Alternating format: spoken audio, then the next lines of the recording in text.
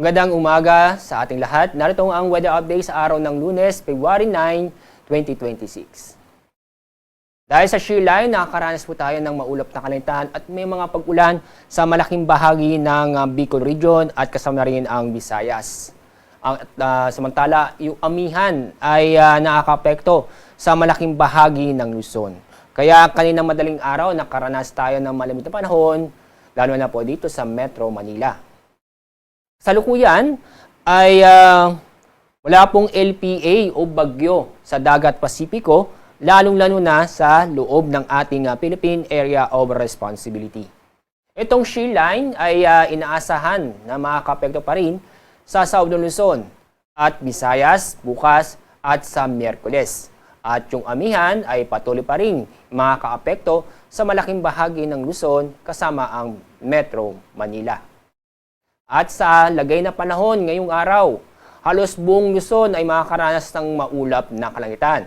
Asahan ang mga mahihina hanggang sa katamtamang pag-ulan sa Cagayan Valley, Aurora at Quezon. Maraming ulan ang inaasahan sa malaking bahagi ng Bicol Region, lalo-lalo na sa Albay, Sorsogon at Catanduanes. Sa sa Metro Manila, fair weather po tayo. Ibig sabihin ay bahagyang maulap hanggang sa maulap ang kalangitan. Pero may tsansa pa rin ng mga isolated na mga pag-ulan. Ang agwat ng temperatura sa Metro Manila ay 24 hanggang 27 degrees Celsius. Sa mga nagtatanong kung gaano kalamig ang panahon doon sa Baguio City, ang agwat ng temperatura ngayong araw, inaasahan po natin nasa 15 hanggang 24 degrees Celsius. Sa Tagaytay, 22 hanggang 27 degrees Celsius. Dako tayo sa Visayas at Mindanao. Maulan na panahon ang inaasahan sa Eastern Visayas at Western Visayas dahil sa shear line. Kaya sa mga kababayan po natin na mag-ingat po tayo at maging alerto sa mga posibleng pagbaha o pagguho ng lupa. Sa Central Visayas o sa lalabing bahagi ng Visayas, kasama na rin ang buong Mindanao. Fair weather po tayo kung saan makakaranas po tayo ng bahagyang maulap hanggang sa maulap ang kalangitan. At asahan din ang isolated na mga pag-ulan dahil sa thunderstorm. Medyo mainit na panahon ang inaasahan sa Zamboanga City at sa Davao City dahil ang inaasahan po natin na pinamataas na temperatura ngayong araw ay aabot ng 33 degrees Celsius. At dahil sa shear line, makakaranas ng moderate to heavy rains sa Catanduanes, Albay, Sorsogon, Eastern Samar at Northern Samar ngayon at bukas po yan.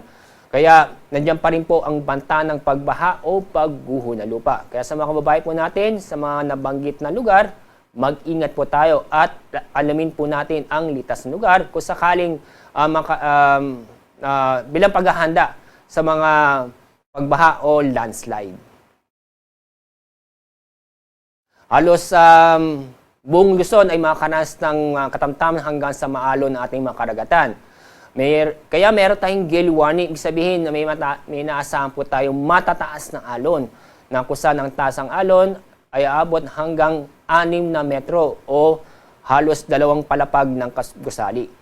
Ang mga seaboard na sa ilalim ng gale warning, itong buong seaboard ng Northern Luzon, Eastern seaboard ng Central Luzon, at Eastern seaboard ng Southern Luzon.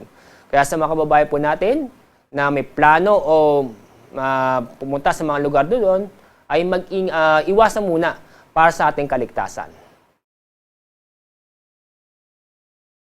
Ang araw po sisikat sa ganap na 6:22 ng umaga. Mamaya ang araw lulubog sa ganap na 5:58 ng hapon.